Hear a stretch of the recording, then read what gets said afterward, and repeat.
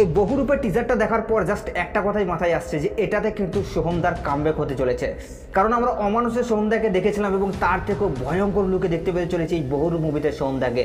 ভাই কি পারফরমেন্স দিয়েছে ভাই, যখন বুকটা চাপড়ে বলছে আমার কলিজাটা ছিঁড়ে খা, তো সেই যে পারফরমেন্সটা ভাই গুজবাম্প ক্রিয়েট করার মতো আলাদাই লাগছে সোহমদাকে। এবং তার সঙ্গে সঙ্গে ইদিকা পালের অ্যাক্টিং এবং কথা বলার যে ধরন সেটা রীতিমতো গা শিউরে ওঠার মতো। এবং যাকে সবথেকে ভালো প্রেজেন্ট করছে সেটা হচ্ছে যে রাজাদাকে, মানে রাজা দত্তকে যে লুকে প্রেজেন্ট করেছে ভাই, ইন্সপেক্টর লুকে, সে একজন বিরাট বড় অফিসার এখানে বুঝতেই পারা যাচ্ছে। তাকে যেভাবে প্রেজেন্ট করেছে ভাই এক কথাই অনবদ্য, রু কাঁপিয়ে দেওয়ার মতো। এবং এই মুভিটা সত্যি বলছি ভাই পুরো কাঁপিয়ে রেখে যাবে। মুভিটা যদি গল্প ভালো হয়ে যায় বা মুভিটার গল্প অনেক জটিল হতে চলেছে সেটা আমরা ট্রেলারটা দেখেই বুঝতে পারছি, তবে পুরো কাঁপিয়ে দেবো মুভিটা। এবং অলরেডি রিসেন্টলি টাইমে দেবটা বক্স অফিস মার্কেটটা খুলে দিয়েছে।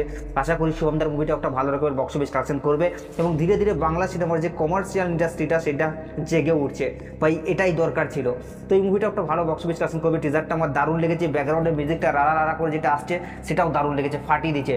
মানে সব মিলিয়ে যদি এক কথায় বলি ভাই অনবদ্য একটা ট্রেলার, দারুণ লেগেছে ভাই, দারুণ লেগেছে। তো আপনাদের কেমন লাগলো ট্রেলারটা আপনারা নিচে কমেন্টে অবশ্যই জানাবেন। আর সাবস্ক্রাইব করে দাও নেক্সট ভিডিওর জন্য।